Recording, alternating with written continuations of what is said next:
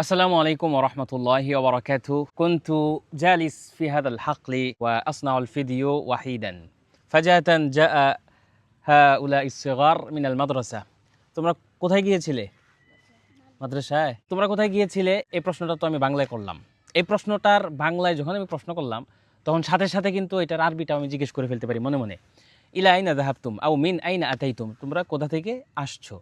আজাবুনি আতাইনা মিনাল মাদ্রাসা, আমরা মাদ্রাসা থেকে এসেছি। তোমার নাম কি? তোমার নাম কি? এটার আরবি হচ্ছে মাসমুকা। আজাবানি ইসমি হানজালা, তোমার নাম? সিয়াম। ইসমি সিয়াম, তোমার বাড়ি কোথায়? তোমার বাড়ি কোথায়? আইনা বাইতুক।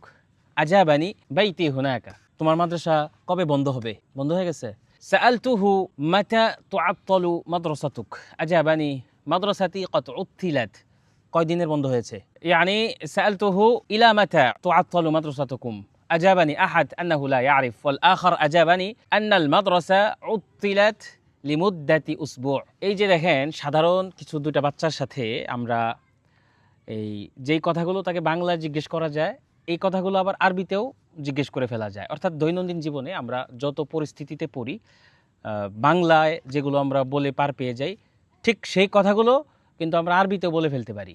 তো যাদের আরবিটা চর্চা করা দরকার, তারা যেই কথা শুনবেন বা আশপাশে মানুষ যে কথাগুলো বলবে, এই কথাগুলো যখন আপনি বাংলায় শুনছেন বা বাংলায় বলছেন, পাশাপাশি আরবিতেও বলে ফেলবেন। একটা টেকনিক শেখা হইলো কিনা? আপনার যদি মনে হয় এটা একটা উপকারী টেকনিক, তাহলে এটা আপনার টাইমলাইনে শেয়ার করে দিতে পারেন। এতে অন্য একজনও যদি উপকৃত হয়, আপনি এটা সব পেয়ে যাবেন ইনশাল্লাহ।